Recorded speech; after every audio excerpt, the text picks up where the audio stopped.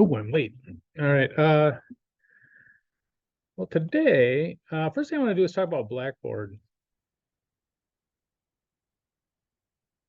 And let me go to Blackboard. Oops, that's not Blackboard.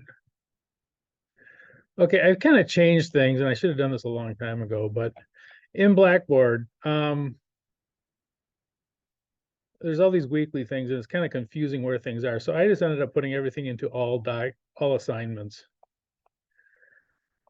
So these are all the assignments for the semester. And you still got them by week, but they're all in the same place. So you can kind of see it a little more easily, I think. Anyway, so we're going to focus for the next couple classes on these last ones here. Today we're going to do chapter 12 and 13, fast and fun footwear, which take like 5 minutes. Then next week we'll do chapter 16, which is wrapping up the audit. And then the final exam, the last exam, will have chapters 12, 13, and 16.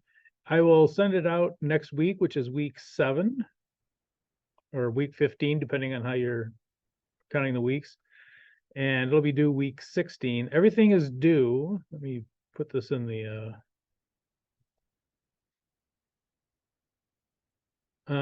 everything. Let's put it right up here. How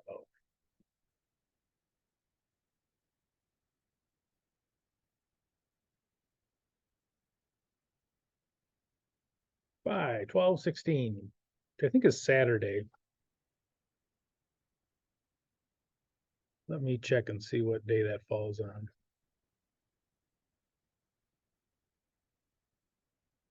Oh, what's it doing?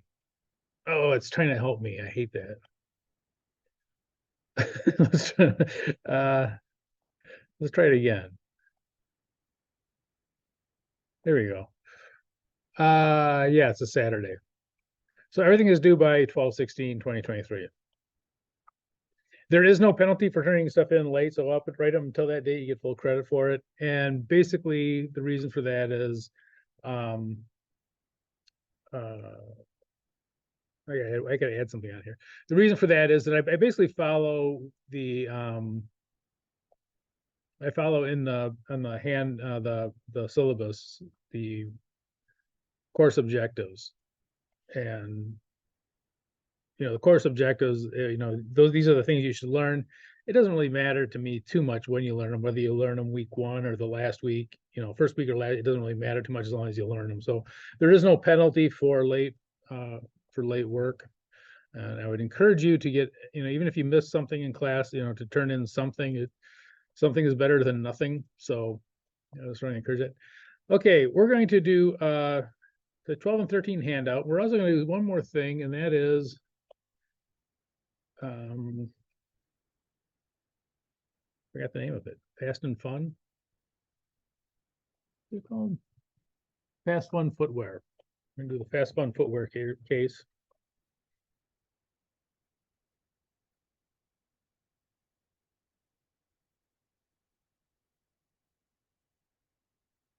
And that's just kind of it's a little bit of it actually is similar to something you might see on the certified fraud examiner exam. It's kind of that sort of information.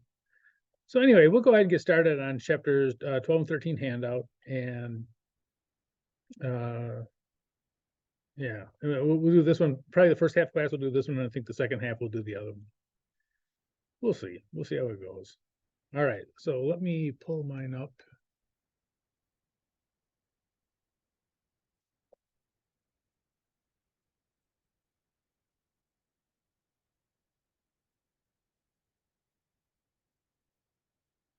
One second. Good.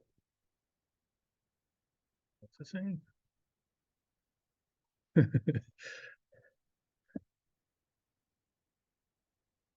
Okay, well, one of the things we always have to do is get an understanding of the controls over inventory.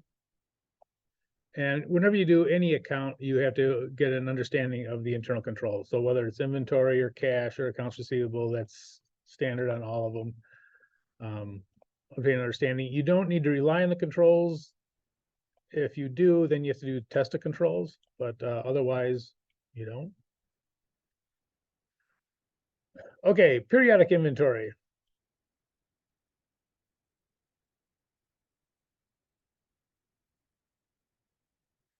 Inventory is taken, oops,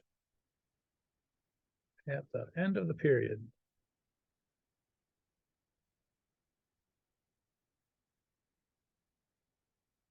So year end.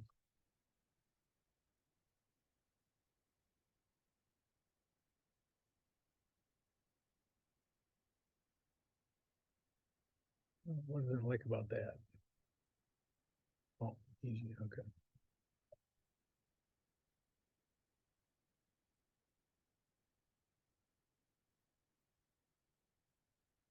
Okay, so periodic inventory is taken at the end of the period. And that's probably when we think about taking inventory, that's probably the most common thing that we think about is at the end of the period, you go through and count the inventory. However, a lot of, especially your larger retailers, and that are going to have perpetual inventory. And that is that inventory is perpetually updated.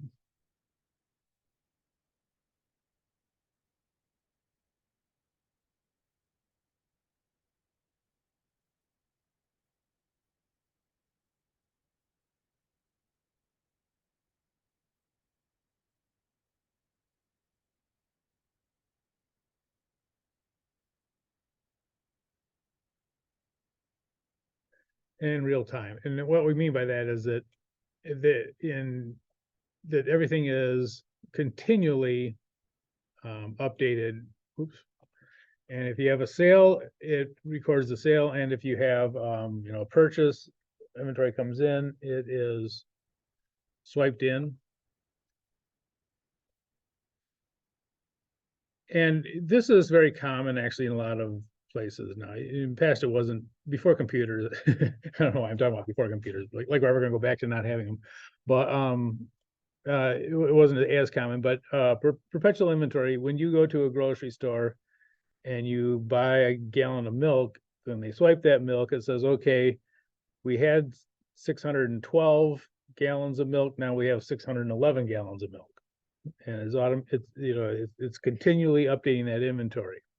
And they use that to control the inventory. When the milk gets down to 200 gallons or whatever, they say, okay, we got to order more milk, and they order more milk, and it's that kind of a continual process. All right, oftentimes companies that have perpetual inventories will also take, oops, let me go down. They will also take inventory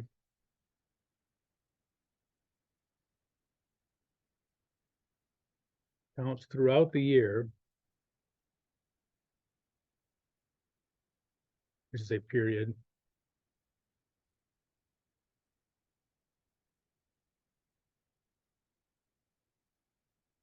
Not usually at year end. Oops. Let me clean this up.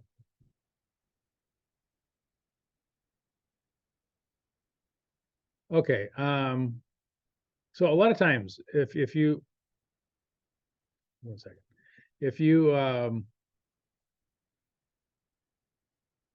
if they do have perpetual inventory systems, like if you look at like a Walmart or a Target or something like that, they generally don't do counts at year end. They might do some counts at year end, maybe some big stuff, some expensive stuff, but a lot of times they don't do counts at year end. They'll do it throughout the year. It'll be, not only is it a perpetual inventory, but a perpetual physical inventory. And if you ever go into, if you go into like an all-night Walmart sometime, go in there like, 12 o'clock, midnight or 1 in the morning or something. If you go in there, a lot of times you'll see the aisles blocked off. And the aisles blocked off, and they'll have all these cards on there. And that's people coming in and doing inventory. And you generally need to do inventory of every separate category throughout the year, but you do, 1 a night and or 2 a night or whatever it is. They'll have people scheduled to come in and actually take that inventory, and it's done perpetually. And if you're an auditor and you're auditing, Walmart or Target or something like that, you're gonna, 2 in the morning, time to go watch them take inventory. You're gonna have to, at some point you got to observe them taking inventory and seeing their procedures and all that kind of stuff. Okay. Substantive testing of inventory. So this is for dollar amounts. Substantive testing, this is for dollar amounts.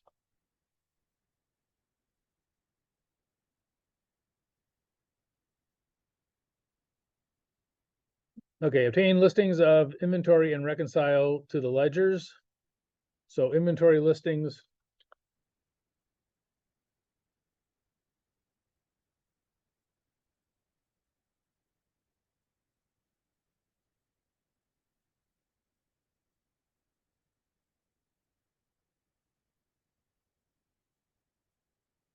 And when we say ledgers, we just mean the books, to reconcile to the books at year end.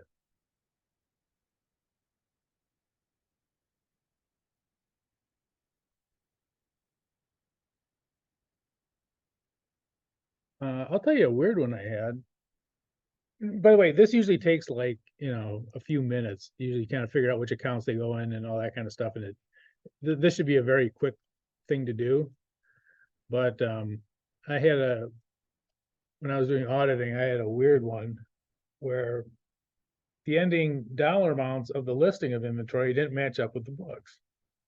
And it was real obvious. I mean, it wasn't off by a lot. It was off by an immaterial amount, but financial auditors wouldn't have cared. But I was doing internal auditing. And it just bugged me that it was off. And I was like, well, okay, why is it off? So I traced it and I found like these handful of accounts. And maybe I told you guys about this. I don't know. But we had a purchasing guy who would, while he was negotiating for the next year's prices, he would also renegotiate the previous year's. I've never ran into that before, but anyway, and so then he would renegotiate prices going back, 6 months. So after the books had already been closed, he'd renegotiate the prices, and he'd come back with these, and he'd tell the accounting people, "You got to change the price on this because in February I renegotiated that from $5.38 to $5.12." And the people said, "Well, you can't do that." Okay, we'll just pick it up as a credit. And he goes, "No, no, no." You get real upset, and so they actually changed it because he got mad. They changed it. They should have just recorded it as a credit or whatever. And by You the would way, do this at the end of the year? it was after the end of the year. Oh my God. And I said, and I actually met the guy. And I said, well, you should just pick that up as a credit. If you do renegotiate and say, okay, you overcharged us for this, just pick it up as a credit and go on. And he said, well, that's what they were all saying. And I'm like, well, yeah, that's because it's the right way to do it. But anyway, it was the weirdest thing though, and he was very adamant about it. And so the people like in accounting, the people are like, okay, fine, we'll do it. You're talking about a couple $100 or something. But anyway, that was a kind of strange. He actually left during the audit. He actually quit. He went to a different job, but didn't have anything to do with the audit. But this kind of a weird. It bugged me that it was different at year end. I was like, well, why is it different? And I traced it back to these. It was like, I don't know, 12 or 11 something different inventory items. Really kind of strange though. I mean, and that he was so adamant about it. Okay, evaluating planning the dates for physical inventory. Selecting the best dates. Okay, so if controls are adequate,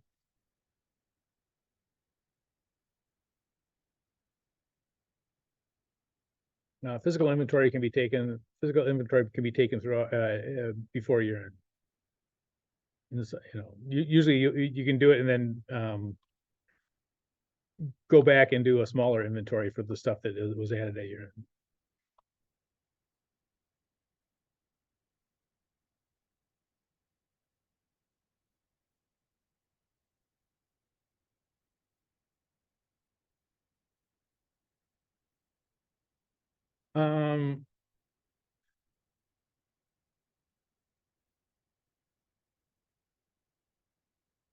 Auditors can always insist on a year-end inventory.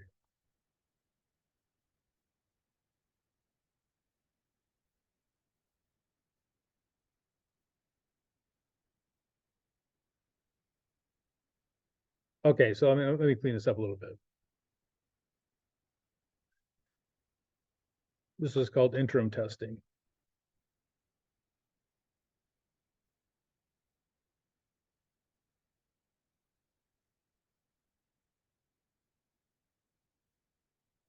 So while, theoretically, year-end inventory is what everybody, you think, when you think about inventory, that's what everybody does, but actually you can do it at different times. And if they have adequate internal controls, oops. In here. Why does it do that? All right. And a fair question is, well, why would you want to do that? Okay, so if controls are adequate, the physical inventory can be taken before year end. They call this interim testing before year end. It's not as good of evidence as year end inventory. So you probably have to do more work, but you can do it before year end. Now, if you are not comfortable with their controls, you can always insist on a year end inventory. So it is the auditor's option to do that. For larger companies, it's really not practical, but for smaller companies, if if they're doing interim testing, you can say, look, we can't trust these controls, so we're going to have to do a year-end inventory. All right, so it can be done. A lot of your inventory stuff will be done for larger companies. Now, like we just talked about up here. But yeah, and so you can always insist on a year-end. A year-end inventory is better evidence. Let me write that in.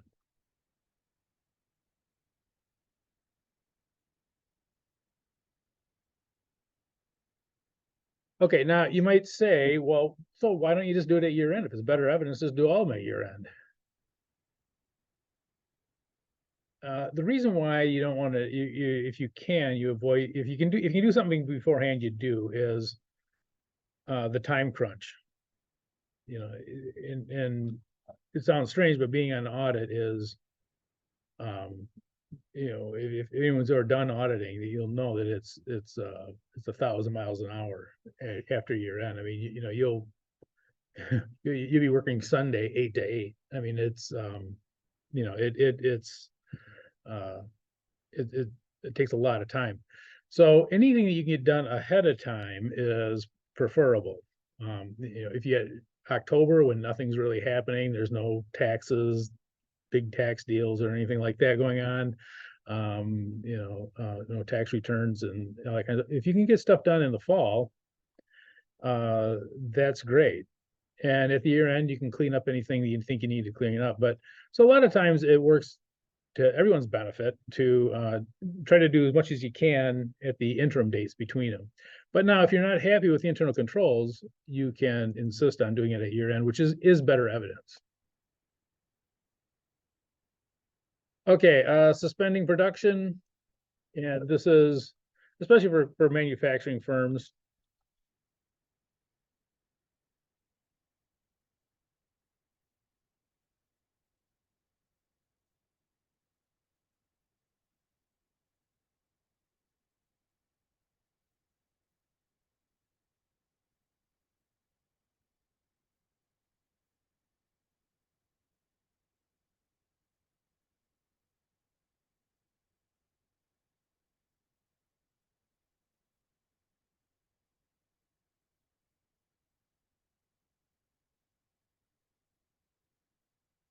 Sometimes it's not practical. I worked for US Steel, and you cannot shut down a steel mill.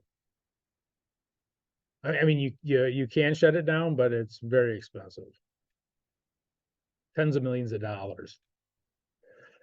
So, you'd never shut down a steel mill, but a lot of these other places you can. And one of the things that I'll tell you too about manufacturing places, a lot of times manufacturing places will, at near end, they will give employees, or maybe a better way to say is force them to take 2 weeks off where they come in and retool for the next year, and that's a very common thing to have happen.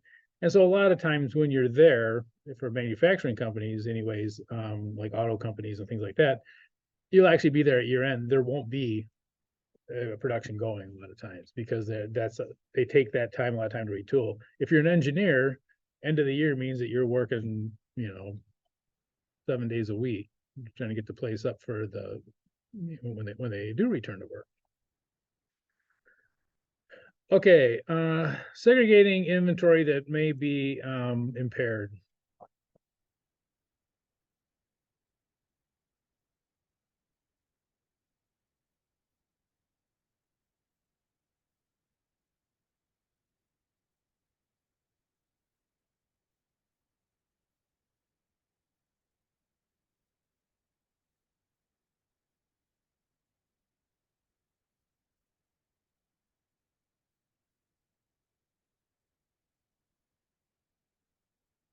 So separating things out that are special and that you're probably gonna have to look at them. And the thing about like impaired or obsolete inventory is that the problem isn't necessarily the count. The problem in this case is going to be the value usually. So for instance, if you have like 30 sweaters and one of them is, I don't know, irregular shaped or whatever, that one sweater is going to probably have a different value on it when you do the valuation. So the regular inventory you're going to have, you can use the regular pricing model, whatever it is, but for that one, it's the value of it. So you separate those out mostly to separate out, not because of the count, but because of the value of it. And in inventory, I should probably tell you, there's two things, and this is probably obvious, but there's two things going on in inventory. There's going to be the count,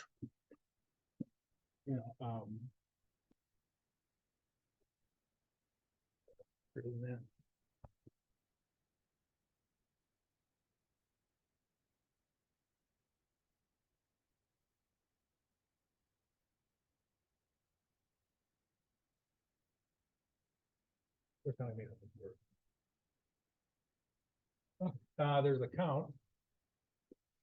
So for example, if there's 100 items, there's 100 items, but then there's also the cost of it, the pricing of it, the value.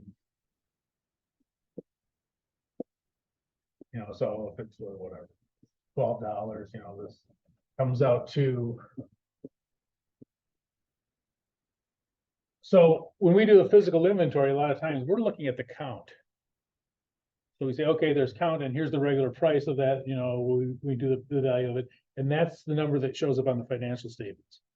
So there's always two parts to inventory. There's going to be a count part, and then there's also going to be a value cost, or sometimes called pricing part to it. And so this is what we do. When we do a physical inventory, we're generally here.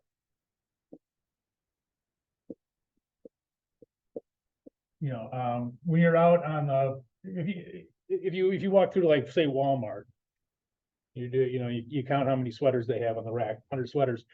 It's very difficult to know just looking at those what Walmart actually paid for them, right? So you're basically, when you're doing a physical inventory, you're doing a count of those.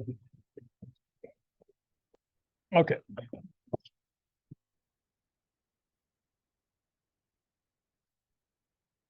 All right. Tag sheets and inventory tags or tag sheets.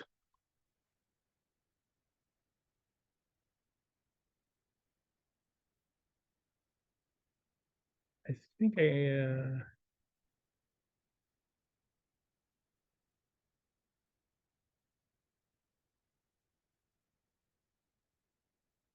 I may have this later on in the handout.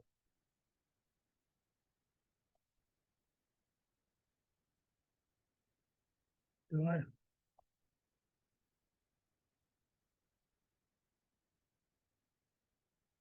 Yeah, I'll talk about it now. Okay, inventory tags and inventory or inventory sheets. They can come in a couple of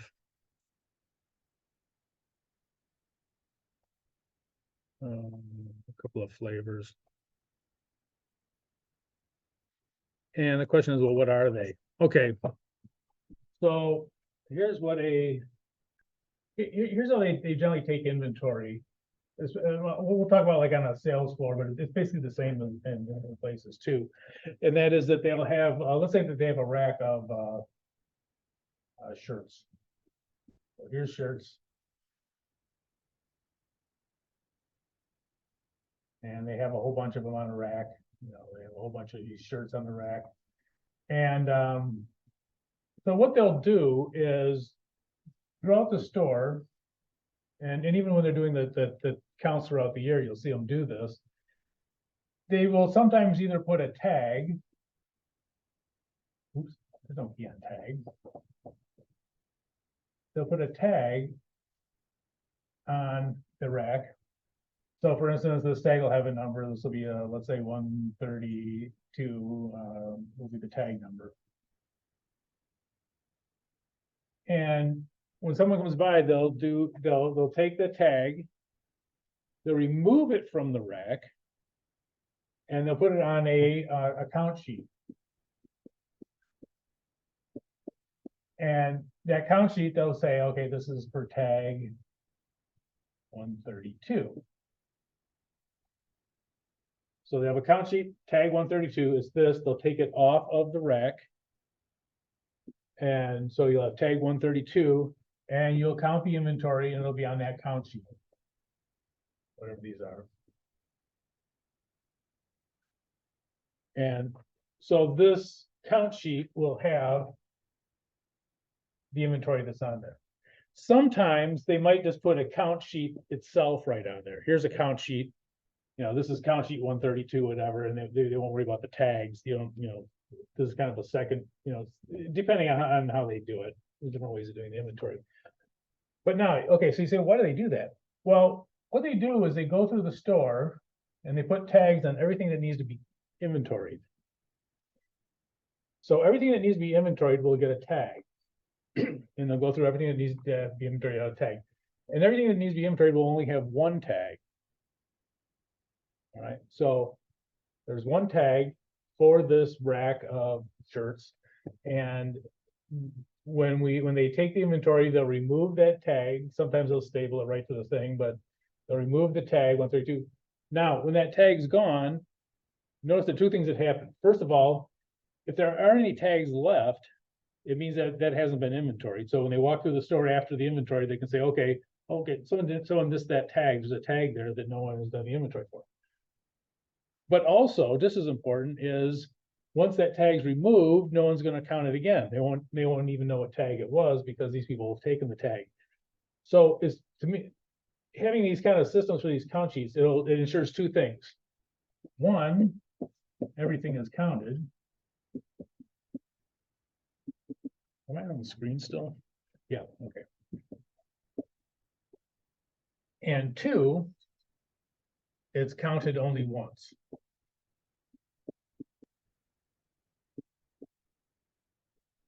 So once that tag's gone, no one can, pick up tag 132 and do a count again because that is. So it's to ensure that everything's counted. They'll go through the store and make sure that all the tags have been removed. And then they'll also, once those tags, the tags are removed, once they're removed, people can't count it again. They won't have a tag number to put on that count sheet so that it's only counted once. So this is the whole idea behind it and how they keep track of those. And as an auditor, by the way, you don't do this as an auditor. The company does this. If you're in accounting in a place, you might be doing it.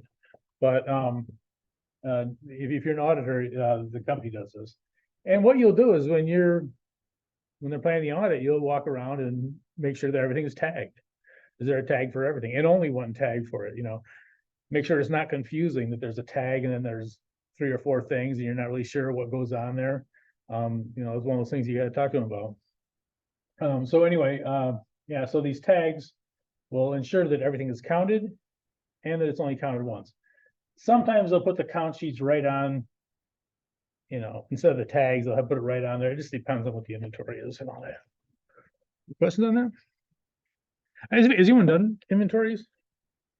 Sometimes if you do like a retail inventories, they'll look up SKU numbers.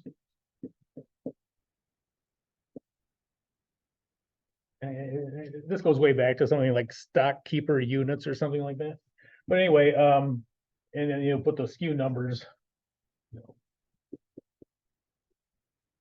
Will be on the sheet and they'll say there's one of these, two of these, whatever. Okay. All right. Oh, good. I think achieving proper cutoff. And we talked a little bit about that already. There's a bill of lading and all that kind of stuff. Stuff for the sales, purchases. Let me put this in here.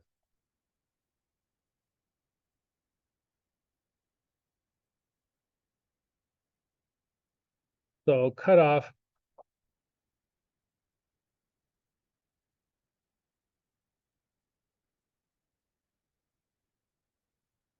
So sales cutoff, we'll generally look at the bill of lading. We talked about this at that last time, I think. Purchase cutoff, which is what we're doing now, the purchase of inventory.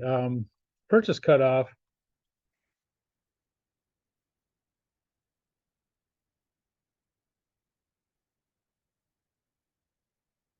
You're looking at the receiving reports.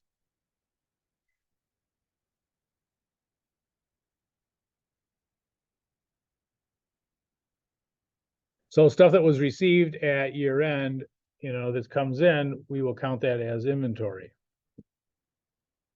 So sales cutoff is going to be bills of lading. And purchase cutoff, we're going to look at receiving reports. And one of the things that you do when you're doing the an audit is you'll go into the receiving department and you'll look at what's the ending receiving report for the end of the year. And anything that was received before that end of that year should be included in the inventory. And if you think about it, that's the stuff that it's been delivered. The inventory is going to be on hand. Basically, they received it. And that also triggers something else. It triggers the liability, accounts payable. Okay, they sent it, you got it, you have inventory, and you have a liability.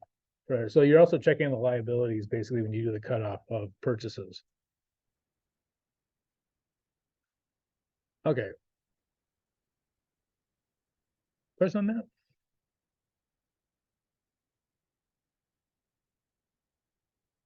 Okay, now they also talk about the use of engineers and specialists.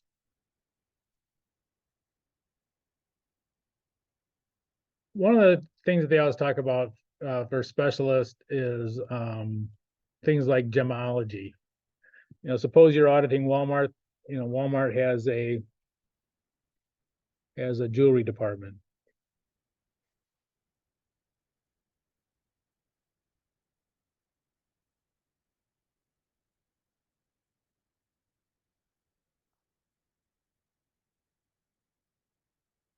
And jewelry is famously difficult to value. Most auditors can't value inventory. So what they'll do is they'll get in a gemologist. And the gemologist will say, you could have two different diamond rings. One diamond ring, a 1 carat diamond would maybe be worth $1,000, and a different 1 carat diamond would be worth $20,000 because it's different clarity and value or whatever they call it. Engineers also. When I worked at U.S. Steel, the difference in steel can be quite significant. So actually the steel used for like the automotive industry is some of the most expensive stuff. And so it matters, if you're looking at a big coil of steel, and even whatever it's marked on there, if you don't know what those markings mean, and also they'll have people that'll come out with little knives, little pen knives, cut holes in it and verify that the metal is exactly what's wrapped in there. And those are generally engineering people. that do that. And so they'll be able to say, okay, this, this coil of steel is worth, $30,000, whereas this one over here is worth 6,000, even though to me as an auditor, they look exactly the same. Okay. All right. Any question on that? So basically, sometimes you have to bring in people who are specialized if you have specialized inventory. All right.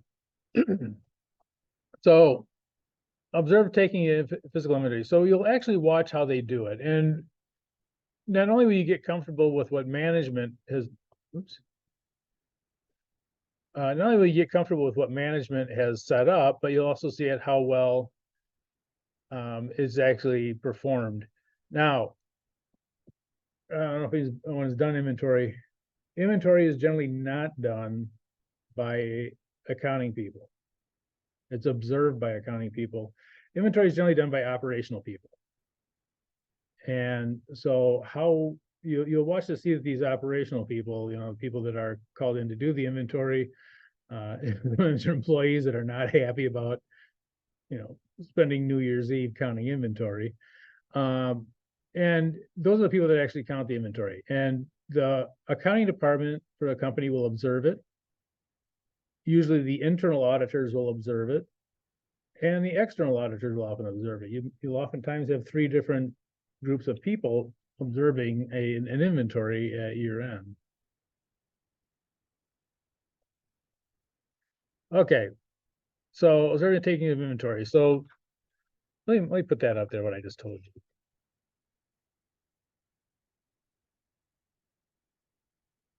I should say employees.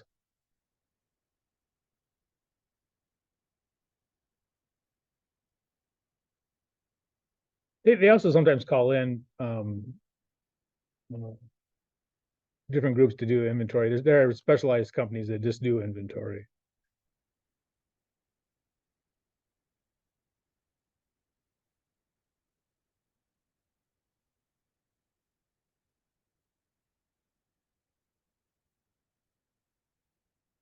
So operational employees, they do them an account.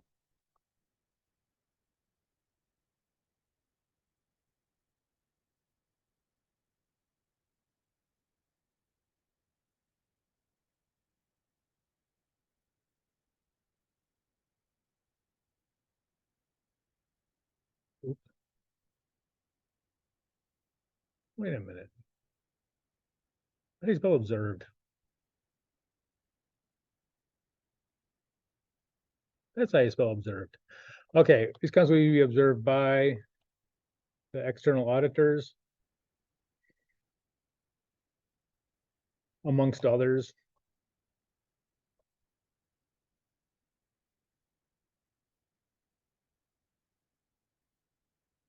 And you're observing, so you get comfortable with management's plan, and if you're not comfortable, you'll talk to them about it.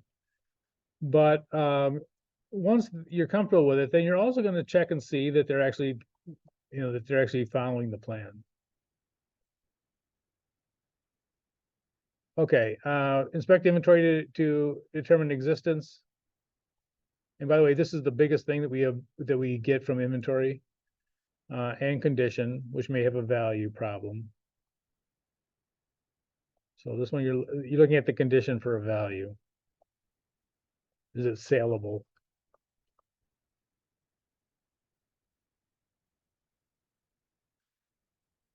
And we'll make test counts. Now, usually,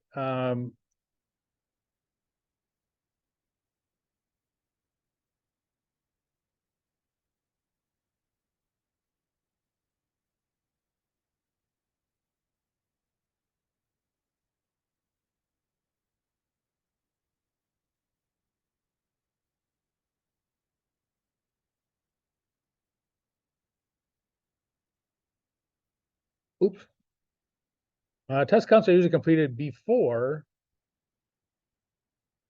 the actual inventory is taken.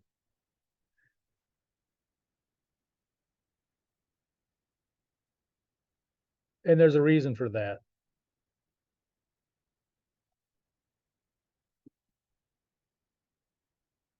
if you're gonna do a test count, for instance, on this rack, why can't you wait to do that till after they do the inventory? Why it would certainly make it harder to do it after. Why?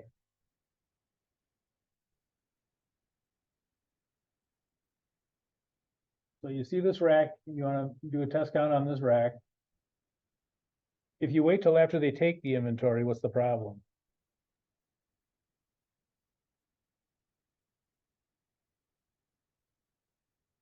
What aren't you gonna know?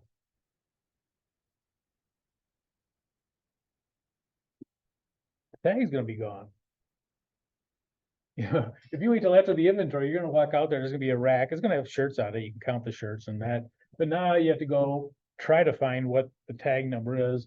If you go out before they get there, you run over, you do a test count for tag 132. And then when they turn in, the sheet for tag 132, it should match up to what you have. So generally you do these test counts, oftentimes they're done before. Sometimes while they're taking inventory, you'll run ahead of them, if you're still out there doing the test counts before they do something. But yeah, you generally take them before because those tags or count sheets will be gone after they do it. Okay, some of these I don't think we have to talk about too much. Observe compliance with the manager's instructions. Evidence about the reliability of the count. See how well, see how professionally they're actually taking it. You got to remember there's people there that they don't care if the place burns down. Oh, you know what? Actually, a friend of mine actually happened. One of the vice president's son was taking inventory to a place and wanted to leave early, and he set a small fire and it ended up burning out the whole warehouse. Because he didn't want to take inventory. So that's what, but just to note, that's what you're kind of dealing with. You're people that really just don't want to be there. So how well they are actually, how well their diligence, certainly something you want to make sure is there. Okay, so these are mostly just reviewing. Okay, review year and cutoff purchases and sales transactions. We talked about that. Somewhere here. Didn't I put that in somewhere? Here we go.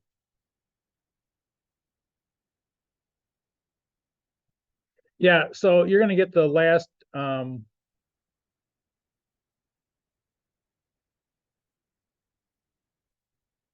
gonna find the last bill of lading and the last receiving report, and usually that's what you count as your cutoffs for a year end.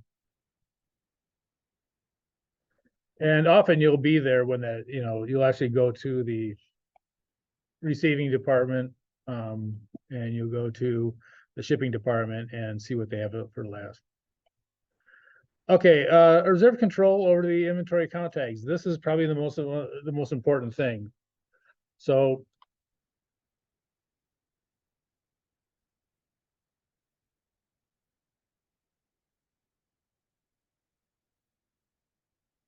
it's counted once and only once.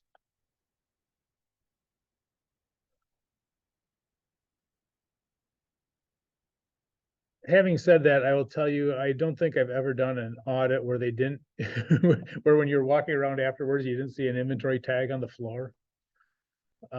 Usually you can match it up with a count sheet, but it does happen. And notice if an inventory tag were to fall off, someone puts an inventory tag here, it falls off, it goes inside the clothes somewhere, and well, it's possible it doesn't get inventoried. So how they attach these inventory tags actually becomes kind of important. So it's kind of a strange thing. You go through school and you get this accounting degree and all this stuff, and you're actually making sure that these inventory tags are actually firmly attached to whatever their inventory. Because again, if they fall off, they fall on the floor, they fall between the clothes or something. People walk by and they go, "Oh, it's already been inventoried," when actually it has. Okay.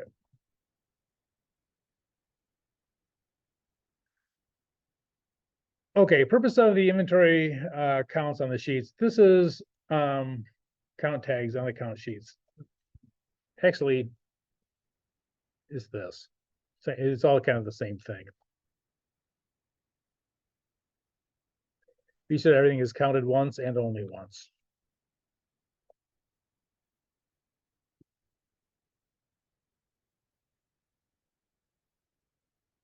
And that's the whole idea behind them.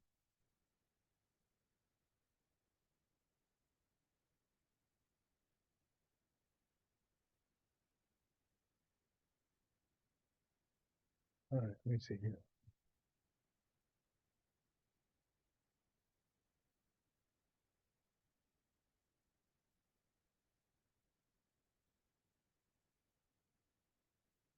Might skip through some of this. Oh, wait a minute. You know, it just occurred to me, these are two different sheets. We're almost done with, okay. All right.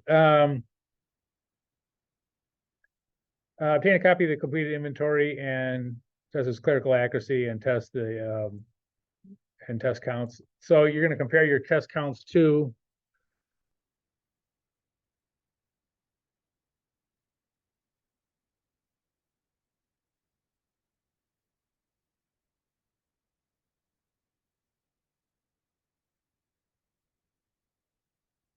the actual inventory sheets. Now, the one here that is probably it evaluating the basis methods for inventory pricing. Okay, so inventory pricing.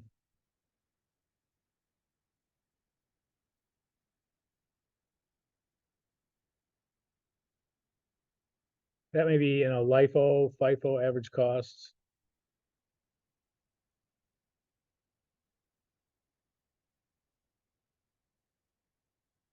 There's a little bit of a twist to this. If they are using international standards do not allow for LIFO.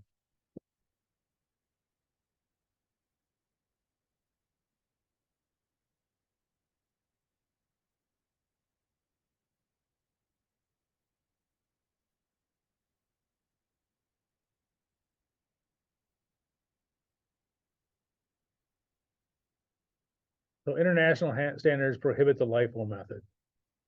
So if you have a company that's also turning out international financial accounting and they're using the LIFO method, they'll have to do it under two different inventory systems. A lot of places are ditching LIFO because of that. But here's the weird thing: for some companies, LIFO is required for taxes. So you have it prohibited in parts of the world, and then also required at the same time by some U.S. companies. Okay, and this last one here, this on the sheet on the side, anyways, the pricing inventory. This is probably maybe the most important.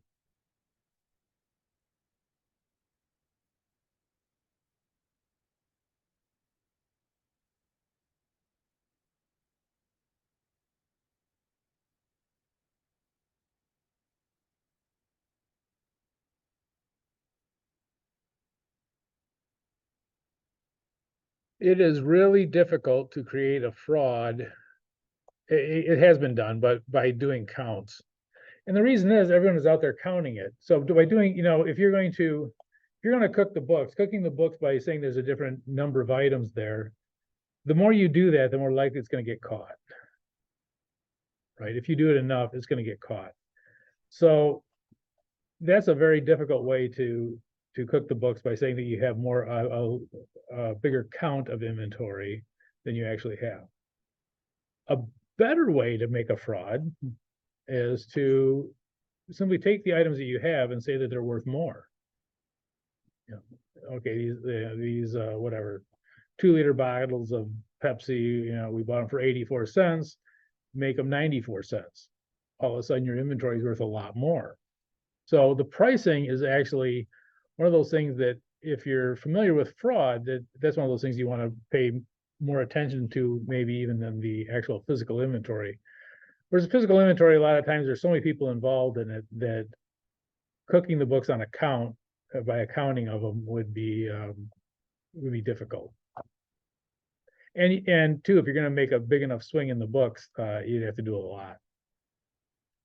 Whereas, for instance, you could just, if you want 10% more inventory, instead of having to bump up 10% more of the count, which would be hard, change the price from, 85 cents to 94 cents, and there you have it.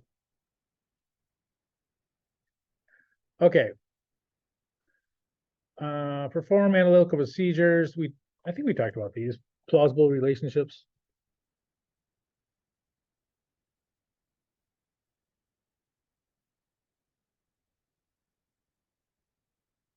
Oops.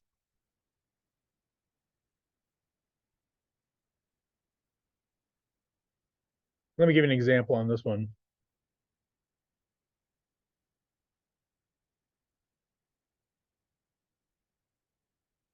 AG,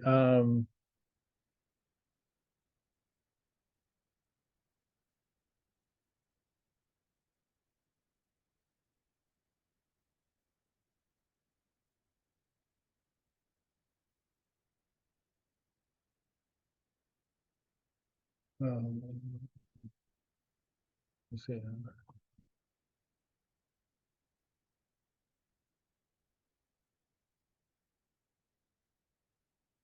If you have higher sales, that usually means you'll have a higher inventory. So if they have a smaller inventory, it might be a problem.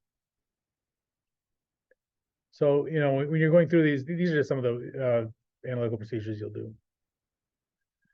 See if inventory's been pledged. I'm not going to go into all these. So see if it's been pledged. Pledge just means like for a bank loan. And you may have inventory that's already committed to sales. And it is possible that those sales are already losing money.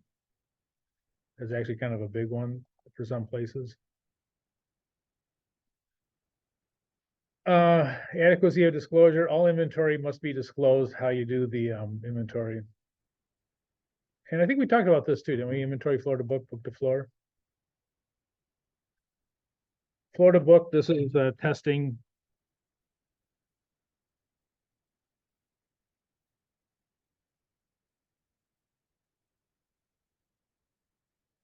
For the completeness.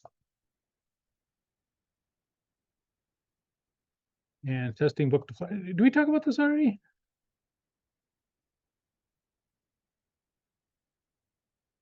I don't think we did. Oh, okay. I apologize.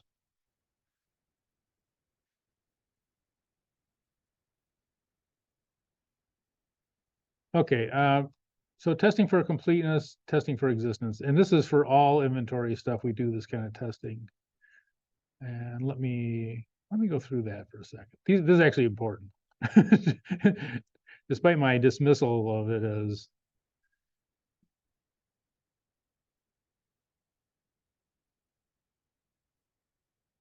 Okay. So book to floor, floor to book.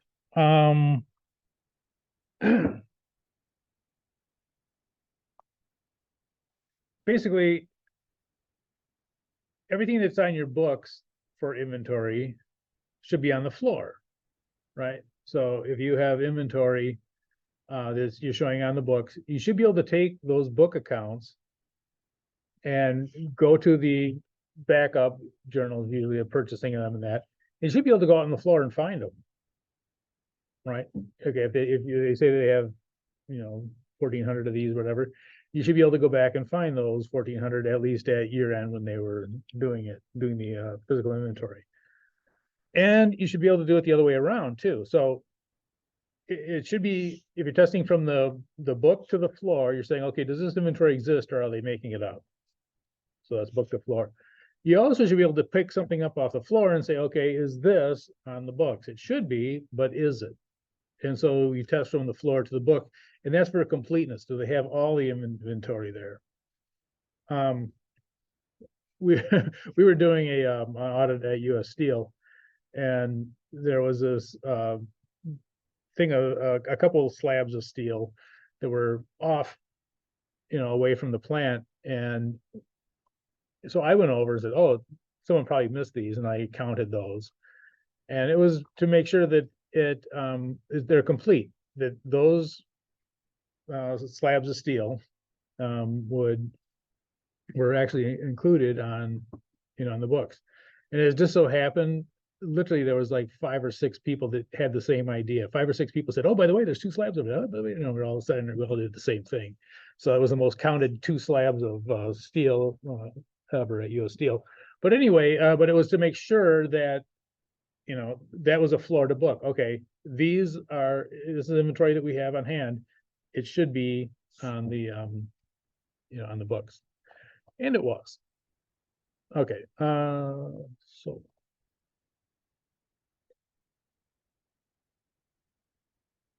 all right. Let's stop here. Well, I'll put one more thing in here. Change of inventory costing methods. You can change inventory costing methods. It's allowed.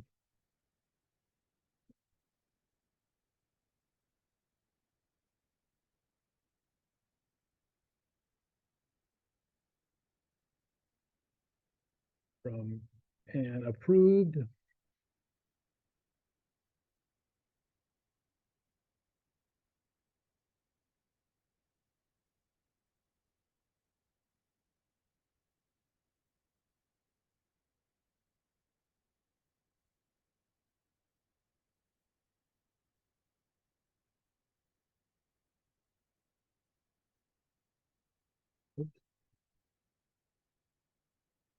So it's perfectly allowed. And sometimes people say that it's not allowed. It is allowed.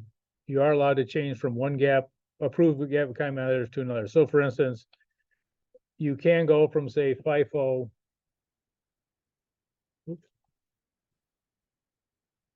to average cost. Those are both acceptable, and you can change from one to the other. It must be disclosed in the footnotes.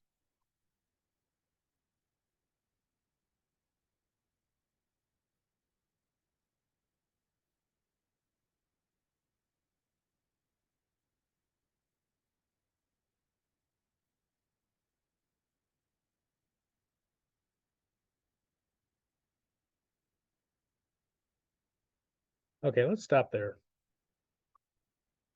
Stop here. And I think when we come back, I want to do the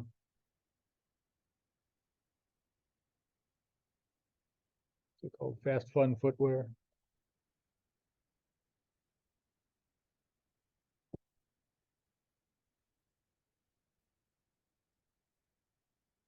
So when we come back, say be back at let's see.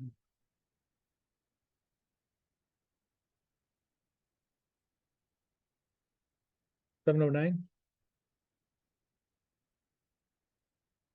and we'll do the Fast Fun footwear. A little bit different than what we've been doing. Oh, I'm doing both of them. All right. All right. So let's say be back at 7:09.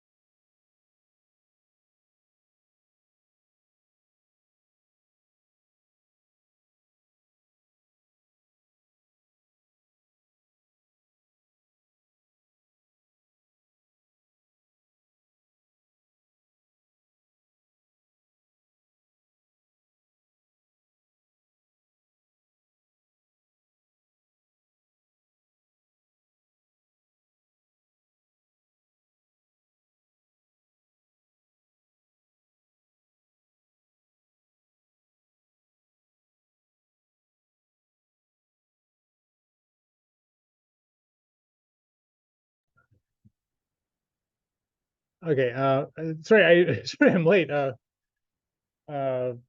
Kayed and I got stuck in an elevator. But anyway, yeah, I don't have any notes for on the reliability of the count procedure. You're just going to observe the inventory to see that people are.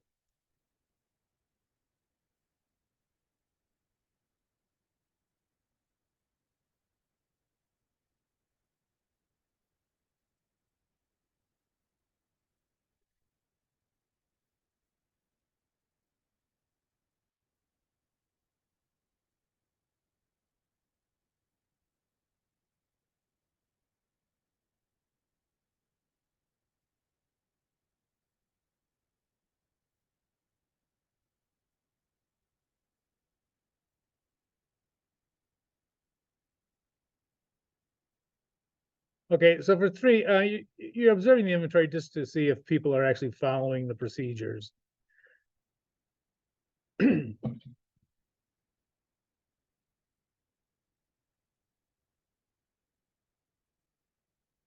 How well that they are actually looking. I'm frozen. How well they're actually following the procedures, doing the inventory. If you can rely on the counts that they're doing. Basically, are they taking it seriously? That sort of thing.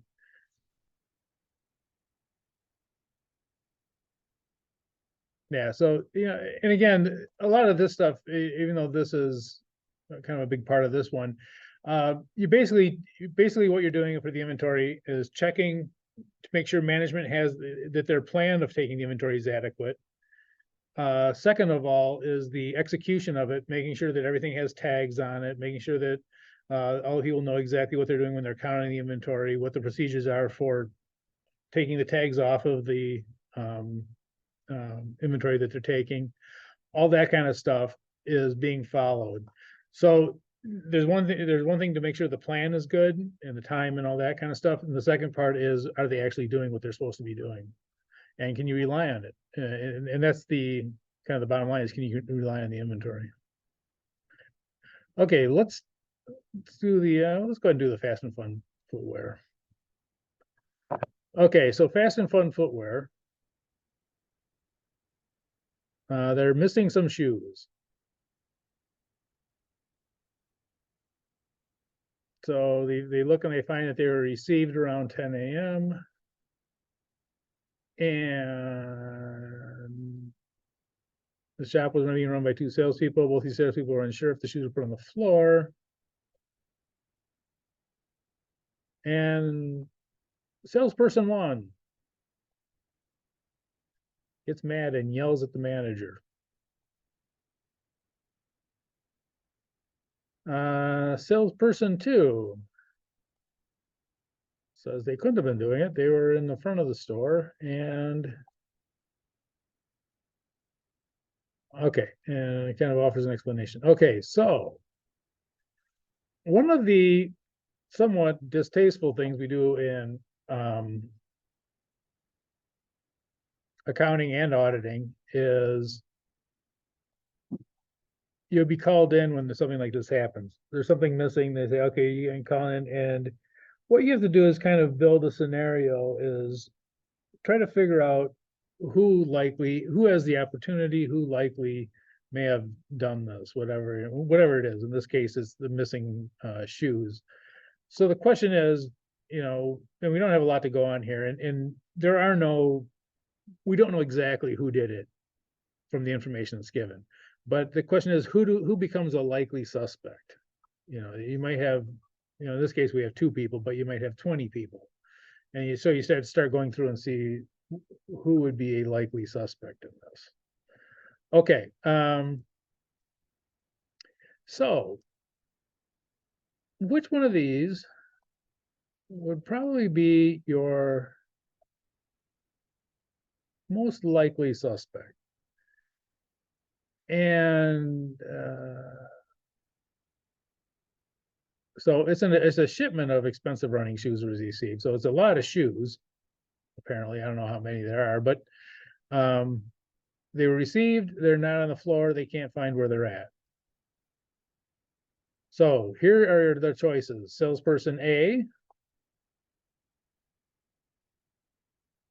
who yells at the manager, "Are you kidding me? This is a stupid box of shoes. You're nuts." And salesperson B, "I couldn't have taken the shoes. I was in front of the store all day." Okay, so, and then it could also be customers. And by the way, we're not going to, by the information given, we can't definitely say who it was. So this isn't like, oh, it's obviously this person. But the question is, who is a more likely suspect? Salesperson A, salesperson B, or the customers? I would say salesperson A because he angrily replied and then he used like negative language Yeah. and he got defensive, he or she. Yep. And it certainly could be. There's actually salesperson B is probably your most interesting though. And why is that? What's odd about salesperson B?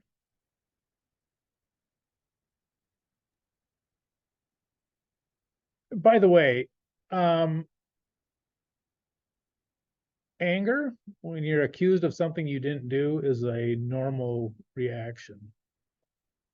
If someone says you stole something, you didn't steal, you say, "What do you, I didn't steal anything. What do you goofy?" You get mad about it. So anger is actually a normal reaction. With salesperson B, it seems like he has a spiel already put together. Like he was thoroughly thinking it through. Yeah, it's a much stranger reaction to have someone actually have a story ready to go. When someone accuses you of stealing, did you take these shoes? Well, no, I couldn't have taken those shoes. Usually people get mad about it when someone says you've taken shoes. So it is kind of strange that they say, and then they said I was in front of the store all day with the customers. Look at my sales register tape. How would they know that? And they don't even know whether it was on the floor or not, which their reaction is that they may have known where they were at. My sales were all from the front of the store. So they're actually coming right out with an alibi. And this is one of those things that if you're into fraud examination, is one of those kind of red flags. This last sentence here is, it might look not that big of a deal, but there's actually one thing in there that throws it. One thing that people do when they commit a fraud or in this case, a theft, is they try to offer alternatives. And often when they offer those alternatives, they also don't use definite language. So they'll say, it could have been, oh, it's not me or salesperson A, it could have been a customer. A customer could have. And they usually use indefinite terms like things like probably, maybe it was a customer, probably it was a customer, those things. And they use those terms in case they're ever confronted about it. Well, it couldn't have been a customer because of it. And they go, well, I didn't say it was. I said maybe or probably or whatever. So giving an alternative explanation of it is a red flag, but also using those indefinite terms, probably, maybe, could have been. Those sort of things are things that are often used. And again, the usual, when someone says you've stolen something and you haven't, usually you're not happy about it. And you don't go into a story. And yeah, they look at my tapes. My sales are all from the front of the store. And then here's another thing, and this is interesting for two reasons. This last couple of sentences there. Besides, I already have a pair of those shoes. What does that tell you? They like the shoes, right? I mean, now maybe they don't need a whole case of them, but it does mean that they like the shoes. And here is another one that is often done by people who are fraudsters, which is the greatest word in the English language. Why would I take them? One of the things that's very common among people who create fraud and do things is they try to get you to explain their irrational behavior. And that's true of many criminal activities. Why would I Why would I kill this person? They're my favorite person and my best friend in the world, that sort of thing. They try to get you to explain their irrational activity. And again, it's not your job to explain that. But when they come back with a question of why would I X, that's also a kind of a red flag that this is somebody who has probably done something that's irrational oftentimes, and they're trying to get you to explain it. And that's a very common one. Customers, probably less likely. If it was one pair of shoes, yeah, probably someone stealing them, but stealing a whole box, could it happen? Absolutely. And they do have, there's a problem now with gangs of people going around and doing it. But probably salesperson B is your most likely. Does not mean that that is necessarily the case, but just based on this, and this is one of those things, if you take the certified fraud exam, they will kind of look for, again, you're looking for likely people. Now, maybe you look into salesperson B and there's nothing in it, as very well could be. But you kind of look, especially if you have 20 people, you try to narrow it down to who could it have been. So anyway, that's one of those kind of a strange situation. But again, it shows kind of the things that you look for when somebody does do, they'll have an alibi. They'll give alternate scenarios of what might have happened. They'll use indefinite terms, maybe, could have been, probably, that sort of thing. They'll often ask you to explain, an irrational act. Why would I do that? Why would I do this? Why would I do, any of it? Okay. Now, here is why it's so difficult to find fraudsters. Which of the following is a characteristic of a fraudster? And people think that fraud people are, evil and dislikable and all that kind of stuff. And that's not the case. Okay, a fraudster, are they usually highly respected?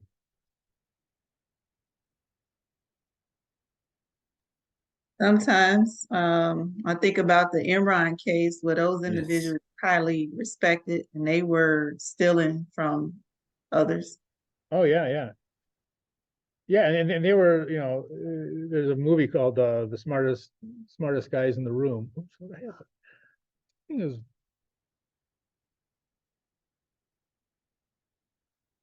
I'm sorry. My computer isn't liking me anymore. I don't think it ever did like me. Okay, yeah, so highly respected. Those are the people that generally are able to. It's not usually someone who is suspect.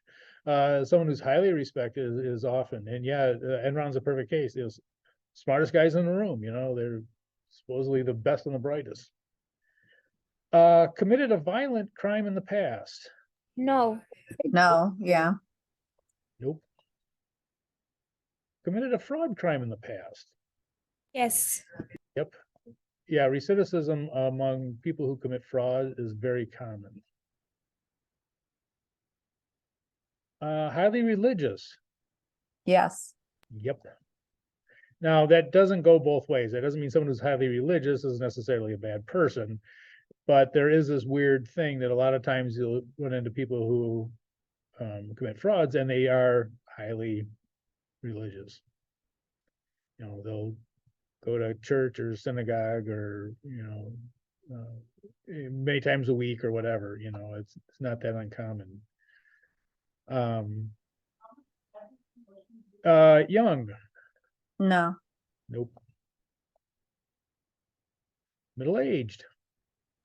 Yes. Yep. New employee? Yes. Actually, no. No. It can happen. I mean, again, these are not hard, fast rules. It can definitely happen that a new employee will be doing committing fraud, but it's more likely an older employee, someone who's, older, trusted, and all that kind of stuff. Friendly? Yes. Yes. Usually, yeah. Extroverts? Yes. Yep. Punctual? Yes. Yes.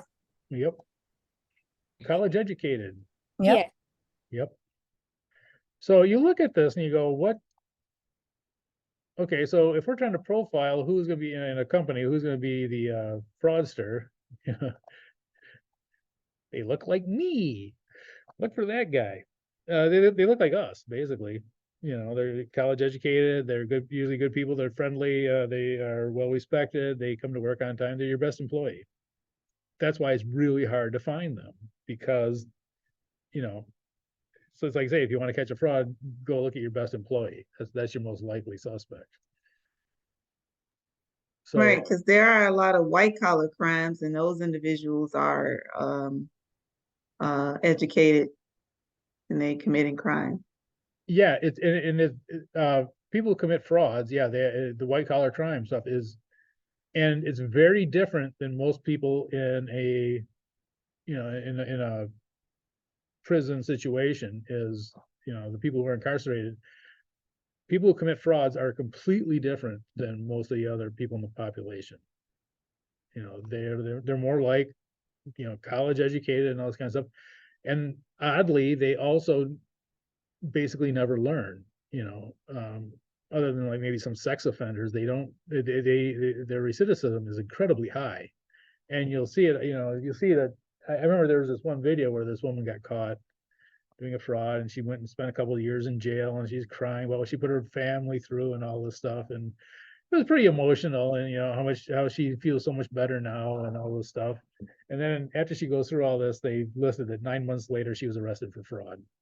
Um, they just can't stop for whatever reason.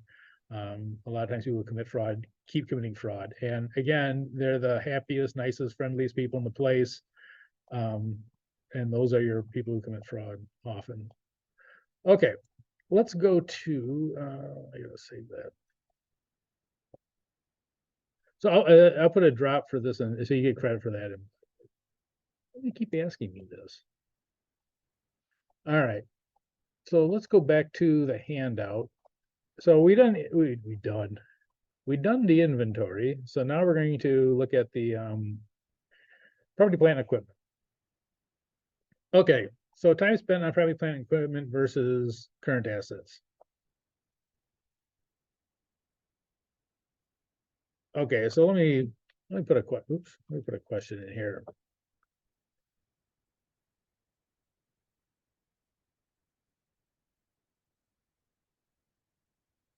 Which will take longer?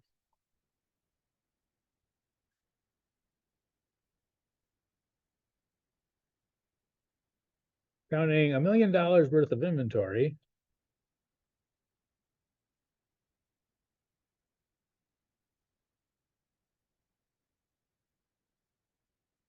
well, we'll call that, well, I already got one here. We'll call that little a. Or B, counting a $1 million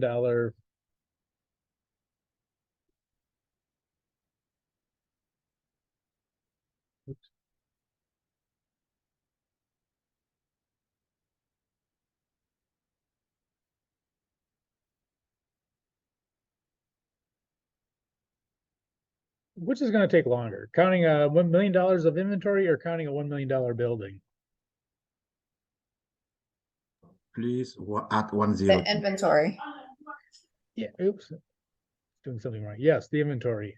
1, Yeah, this is going to take a lot longer to count it. You know, you're talking about hundreds, if not thousands of items of that, whereas a building, you just look at the building and there it is. Now you still have to do some testing maybe to see if they actually own the building and all that kind of stuff.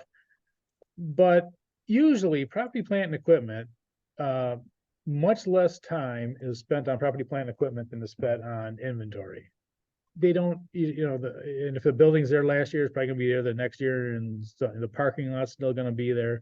The equipment might change over a little bit, but pretty much, you know, look at the school here. These desks are probably gonna be here for 5 years, and you know, it doesn't move around that much. So actually, long-term stuff, even though it is sort of an inventory problem, there are assets just like inventory, and you make sure that those assets, you know, book to floor, floor to book, and all that kind of stuff. The actual time spent on them is not that much. And we generally don't get as crazy about it because, again, they don't move around as much. there isn't usually that much of a turnover as compared to inventory. Okay, so initial audits. You do a complete property, plant, and equipment.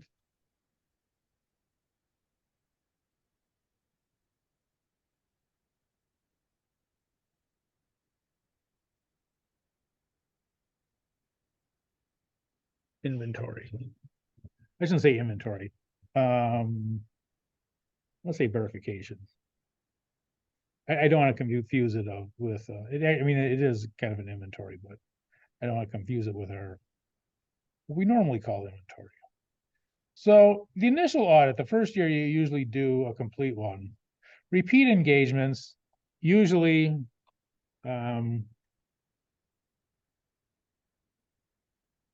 complete property, plant, and equipment verifications are usually done every 3 or 4 years, every 3 to say 5 years.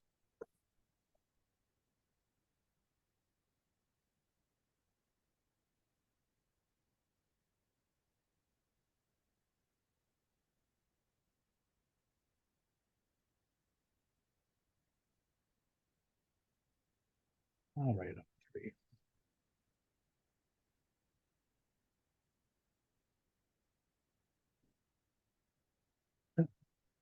So repeat engagement. So the complete inventory is done first year. You'll do complete inventory. Then you're only done every 3 to 5 years. And what you'll do is every year, every in between year,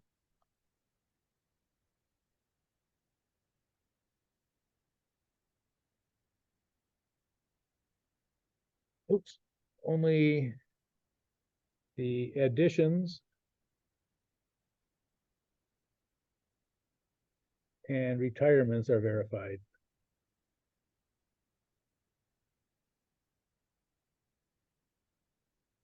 So you'll simply look at what did they add and what did they retire. You have this listing from the previous year again. You're talking about buildings, equipment, all that kind of stuff. And unless something crazy has happened, generally you just look at the additions and retirements. And every 3 to 5 years, you'll do a complete one just to make sure everything is okay. But in between, you'll just look at the additions and retirements. So the property, plant, and equipment. Okay. So substantive tests. You can look at the additions and retirements and verify that they are and reconcile those to the ledgers.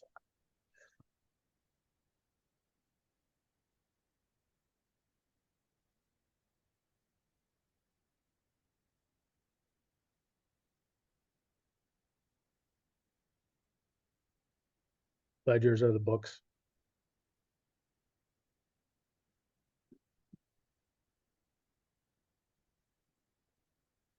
So if they bought, $5 million worth of machinery and they retired 2 million, well, that should show up in the books.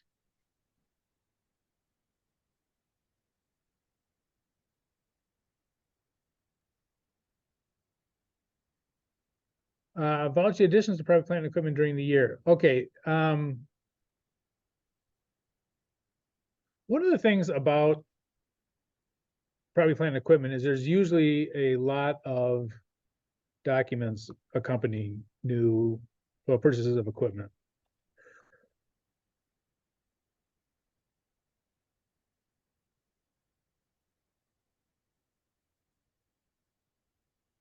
Okay, I'm just going to start saying PP&E. Is that okay?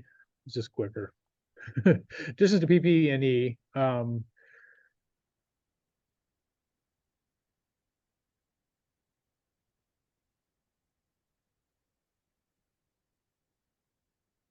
So you'll have,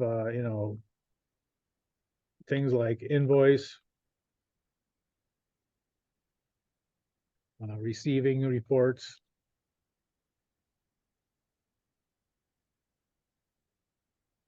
installation orders,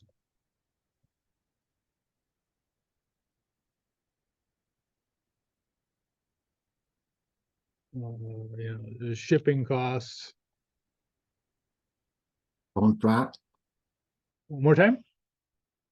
Contract. Is a leasing one. I didn't catch that. It's a contract.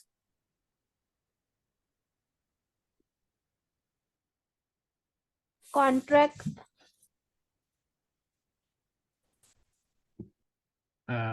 Put it in chat. I can't. I'm getting it. It's kind of echoes in this room. I think he said contract. Oh, yes, yes, yes. Actually, yeah, contract. Yeah, contract. For building it and all kinds of stuff. So there's actually usually a lot of documentation that you will use for vouching for it.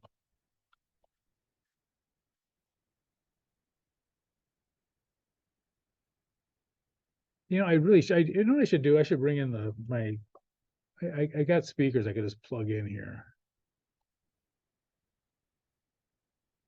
This room is it's not just that it's it's loud, but it's also, it doesn't have any bass to it. You can't really hear bass as well. Kind of weird echo. Okay.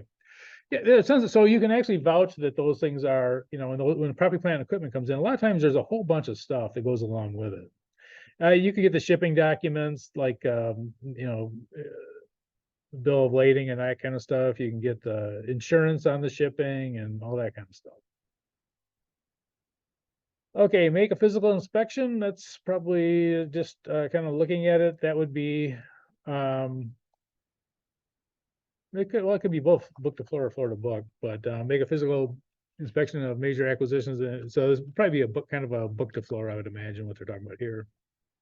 So if they say they have something new, go take a look at it. Oh, I'll tell you one. I don't know if it's funny or not, but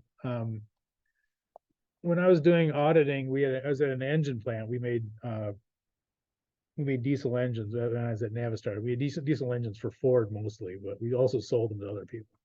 But anyway, so we made these diesel engines, and as I was going through the inventory sheets, I found this engine, and most of the engines were valued at somewhere around 3,000 or 4,000, depending on what they did or whatever. So anyway, so I ran across this engine that's like $20,000. Being a little bit of a car nut, I go, well, let's go look at, I want to see a $20,000 engine. What does that look like? So I couldn't find it anywhere. And so we're making all these people, and they're like, well, I don't know what that is, And finally I find it. It actually was not an inventory for sale. It was what they call a mule engine. It was an engine that they kind of make to perfect specifications, and then they run it, and then they match other engines against it. It's a very exacting engine that they have that they can actually use for measurements and all that. It had all this stuff on it, it kind of almost didn't look like an engine. But anyway, it was actually not inventory to sale. It was actually part of property plant equipment. It was a testing asset. So the people in inventory had no idea what it was, and it wasn't even in inventory. It was in their engineers had it. Okay, this one looks like it is very not very important, but actually it is. Analyze repair and maintenance expense accounts. Okay.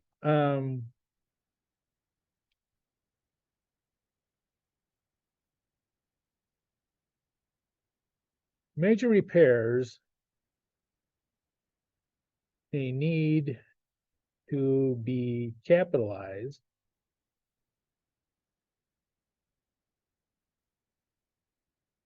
In other words, put in the property plant and equipment rather than expensed.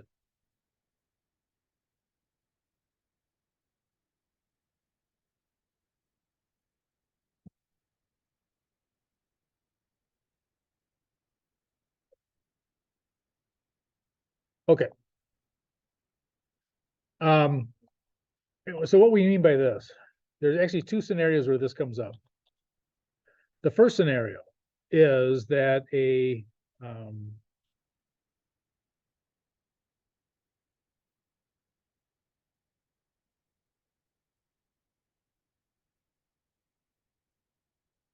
equipment has improved to be more productive.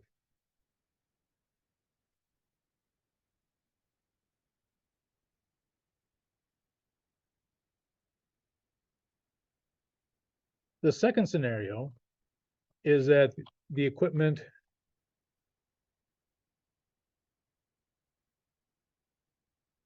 is you have a longer life.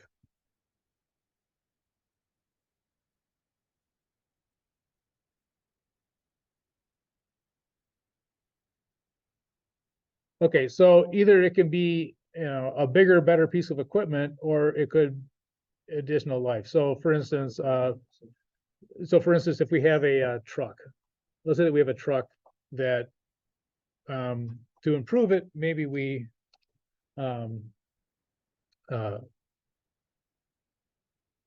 put additional stuff on it to make it a more heavy duty truck. So now instead of a 2-ton truck, maybe it's a 4-ton truck. So it can do more work. It's a better truck. Okay. Those costs should be capitalized.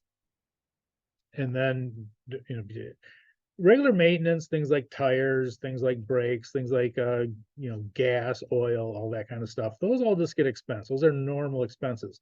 But anytime we improve the asset, so if we improve it by either making it a better one, taking a truck and taking it from a 2-ton truck to a 4-ton truck or whatever, improving it.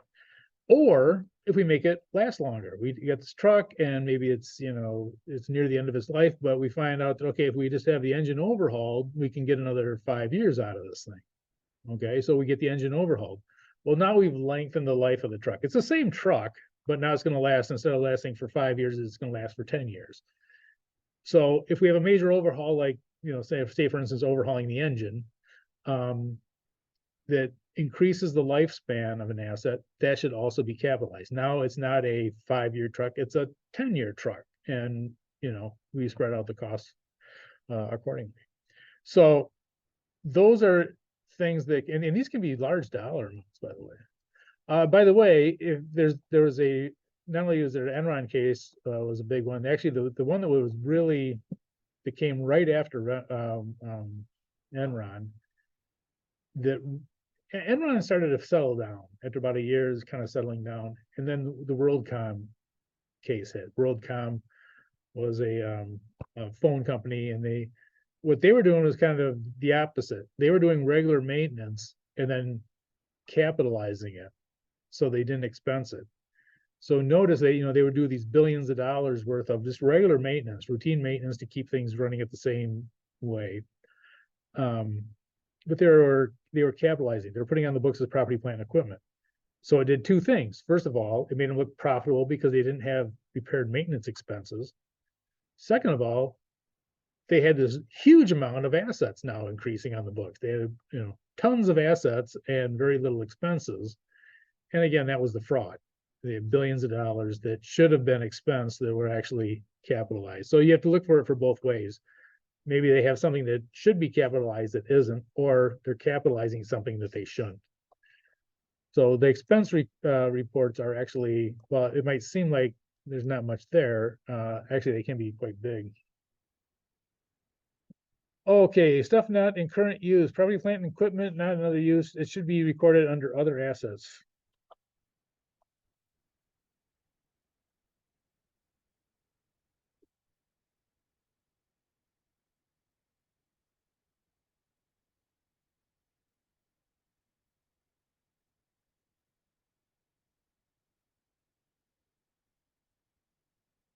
So only assets currently in use should be in property, plant, and equipment. If they're not in use, they should not be. They should either be in other assets, or it's possible if it's something like land, it would be under an investment. So they should be under.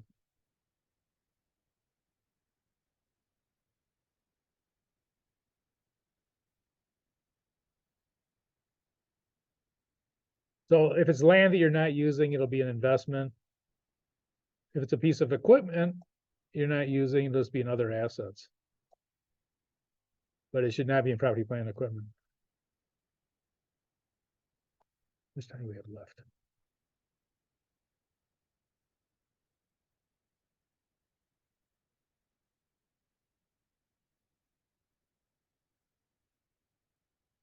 Okay, we'll make it. We'll make it. Yay!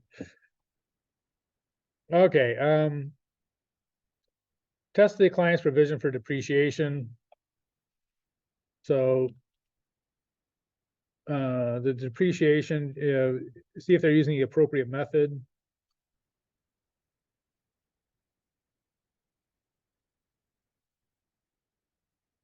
So for instance, straight line,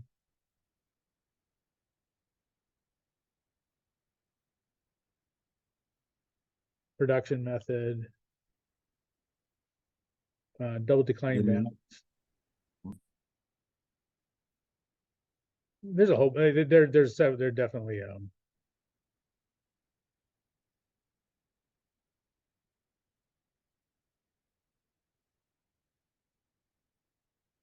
so, you know, is the method they're using appropriate for whatever it is they're doing? And so, for instance, if they use a piece of equipment every year about the same amount, they should use straight line probably.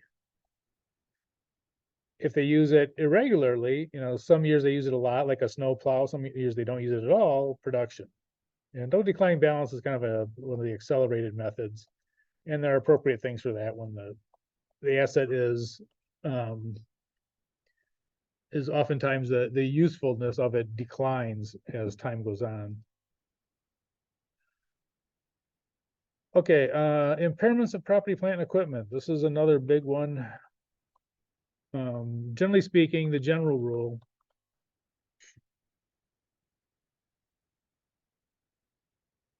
an asset is impaired if the cash flows, oops,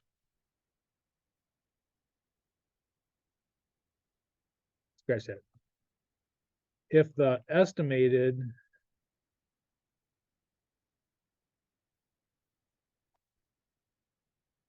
future cash flows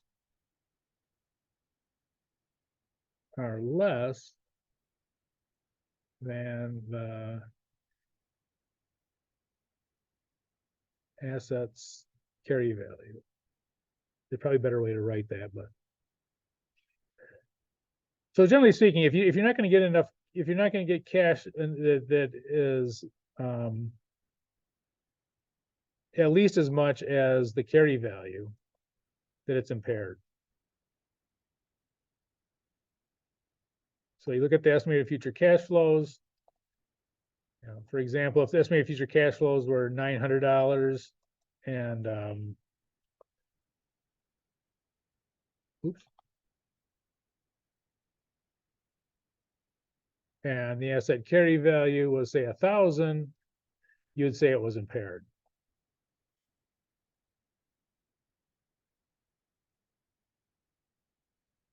Oops. Okay, so you got this thing on the book for $1,000, but you're only going to get $900 in cash out of it in the rest of its life. You say it's impaired.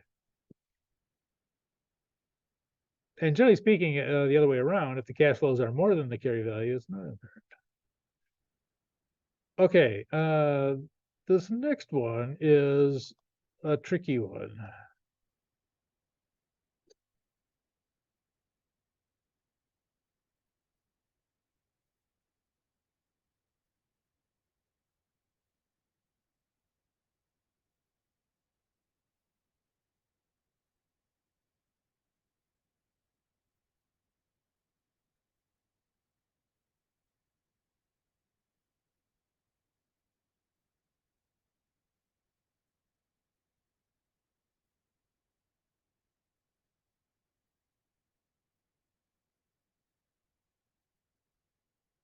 The property, plant, equipment retirements are much more likely to not be recorded.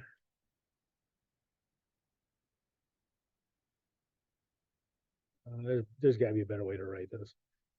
Oh, well, right. Okay. Than property, plant, and equipment additions.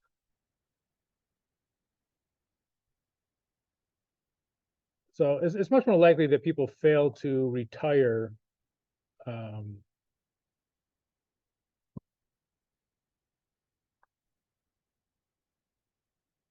equipment, take it off the books than they are for additions.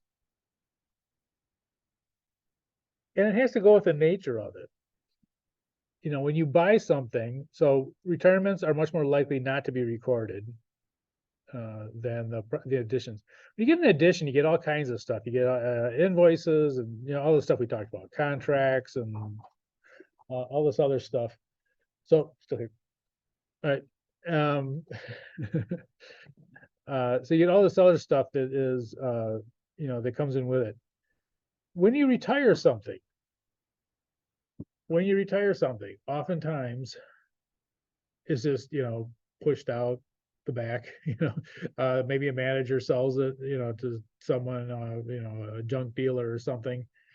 And a lot of times there's not a big fanfare for it. It's just removed from the place. And there should be a retirement ticket made out for it, but oftentimes there isn't. And so retirements are much more likely to get overlooked than, say, additions. Additions, somebody's waiting for it to come in, it comes in, they get it, and they, you know, the receiving report and all this kind of stuff. Retirements, nobody's all anxious about getting rid of it unless they really hate the machine.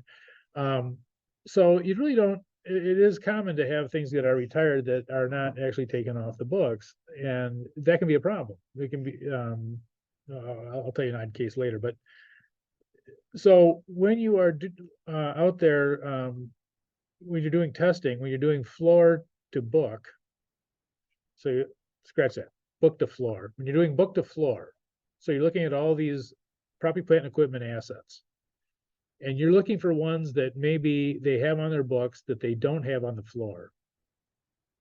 Are you going to look for the newer equipment or the older equipment when you're doing the book to the floor? Which ones are more likely not going to be there?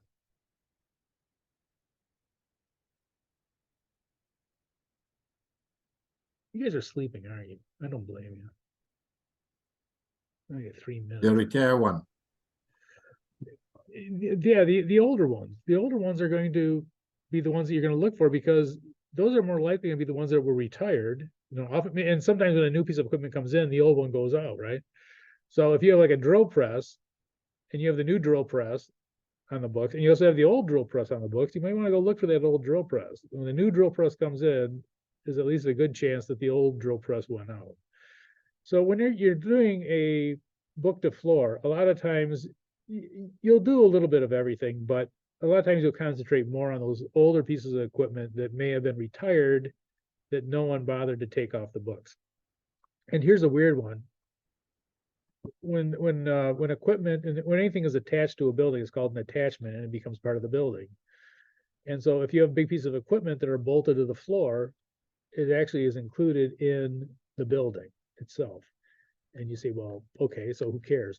Well, when you pay property tax, one of the things you pay property tax on are the buildings and the attachments that are on there. So we actually ran into a case where we had a bunch of stuff that was retired, they never took off the books. We were paying property taxes on these things that didn't exist.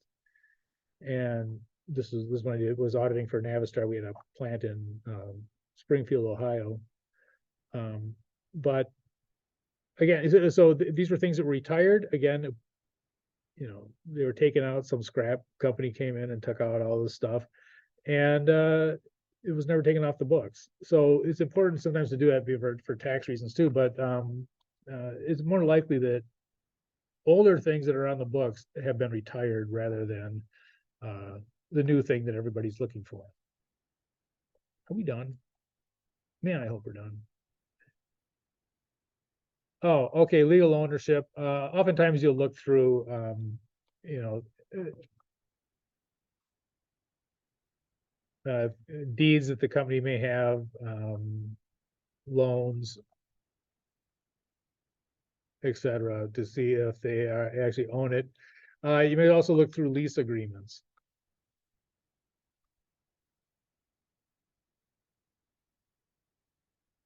You know, just because you see it on the floor doesn't necessarily mean that they own it. It could be that they're leasing it from somebody, that sort of thing.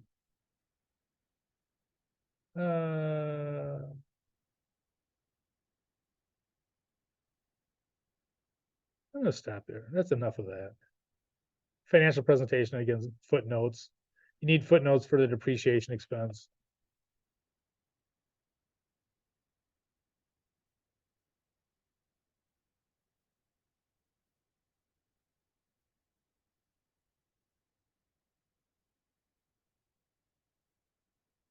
And again, you do testing for that. You're testing whether it's the appropriate method. Oh, add this to number 6, the appropriate method, and that it is that you'll test the mathematical accuracy.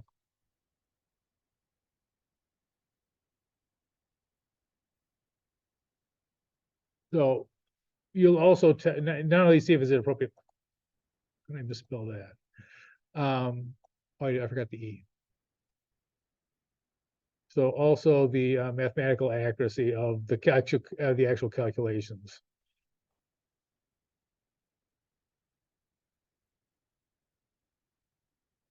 Man.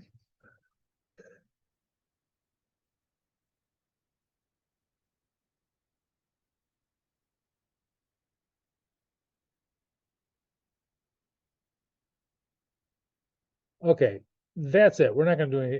Don't worry about these lease agreement stuff.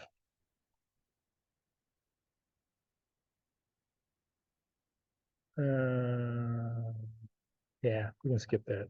That won't be on the test. And a lot of this stuff is redundant.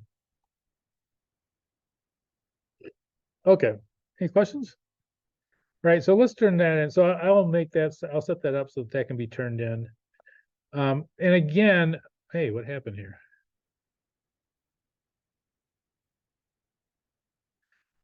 In Blackboard, if you're looking for the assignments in the class, if you go to this weekly lessons thing, click on the all assignments. This has everything that we're going to do for the rest of the class.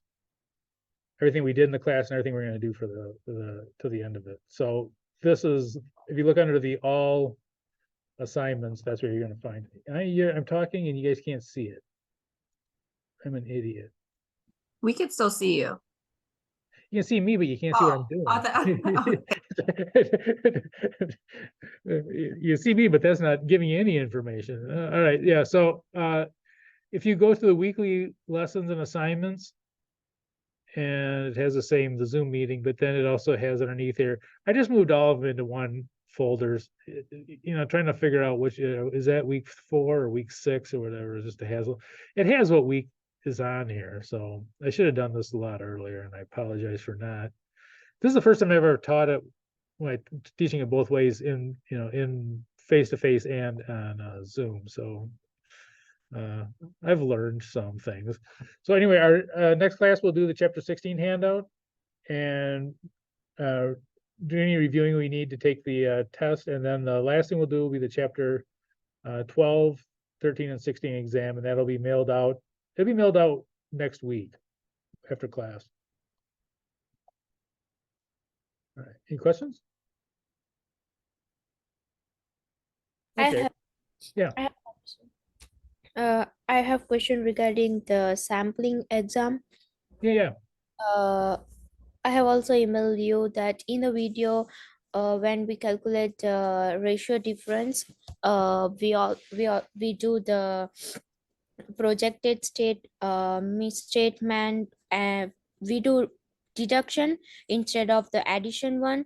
So like if we are going to find a projected value of different estimation, we do the book value minus misstatement, project misstatement. In the video it is that, but when we have submitted the test, you told that it's addition. So like, why it's that? Oh, well, so in the video, I have it wrong in the video. Let's Yeah, in the video it's an deduction, like we deduct book value. Actually that explains. I was wondering why that happened, and let me. So like for that you have also cut the marks. So like, Yeah. Let me take a look at it. I'm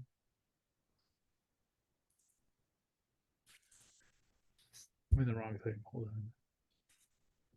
I think I put it in recorded meetings now. Let me.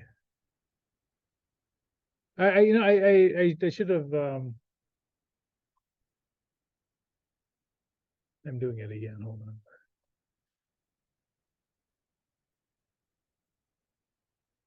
So that was on the, difference estimation, you said, right?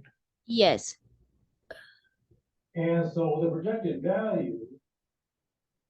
Oh, is, you know what it is? Is $895. This one, the audit average is lower than the book average. Not for that. Like the projected value, you have deducted the project estimation from the book value. And in the correction, when I have submitted the exam in correction, you told me that we have to add project as a project misstatement. We have to add in book value. It depends if it's overstated or understated.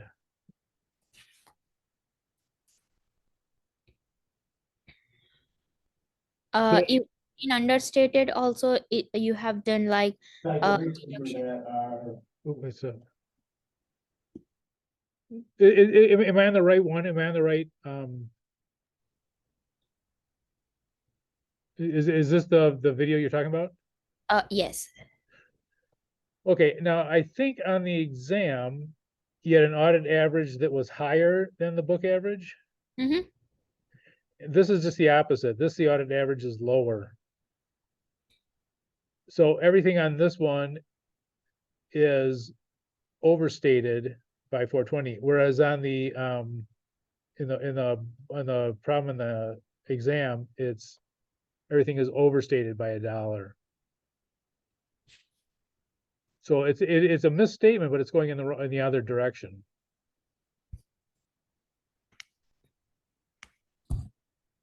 Okay. And you know, in hindsight, I should probably make this more simple. I'm sorry. To me, talking is even double the boring. Okay, so yeah, and I forget what did I do the first one or not? I can't remember. I think this was no, I had you guys do it the other one. I'm gonna check one thing and see if I actually did the did I actually give you guys the other one, the solution to the other one?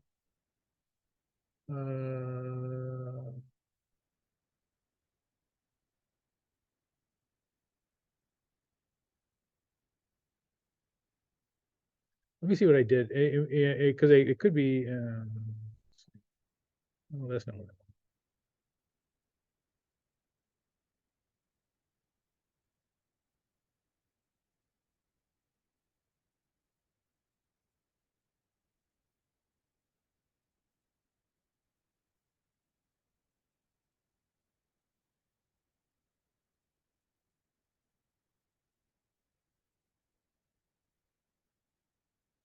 Yeah, man, you know, I apologize for drawing a blank here. I thought I'd put up the solution to that in class. I did, but according to what I have, I didn't. To the second part of that of the handout, the sampling handout. I'll tell you what, I'll go ahead and I'll go through and I'll how would I do? Okay. No problem. You know, I'll go through and add it back in. I'll add it back in because I thought I had actually there was two of those problems, and I thought that I'd actually given you guys the solution to the second one, and from what I'm seeing, I did not. So I'll go through and add that back in. Okay. Yep. Sorry about Thank you, Professor. that. Any other questions? Okay, and I apologize for that. I should have shown you guys the solution to the second problem from the classical sampling. I thought I did, but you know, I'm lying. I didn't. Okay. All right, guys. Well, I will see you guys next week, and we'll finish up the course, and then I'll send out the test next week, and that'll be it. And again, you can always turn anything in. Good night, and you can always turn anything in without a penalty. So don't worry about if, oh, gee, I didn't turn it in, I can't turn it out. Yes, you can. Okay, good night. Wait, next week's not our last class, right? I'm sorry? Next week is not our last class, correct? No, next Okay. week is week 7, but that'd be the last one we have information on. And I will be here week 8. But you're not required if you obviously have everything turned in for the course. You don't need to, you know, you're welcome to come, but you don't need to. And yeah, so the week 8, I generally leave that open, and that's for people who need to make up stuff, have questions, and that sort of thing. Okay.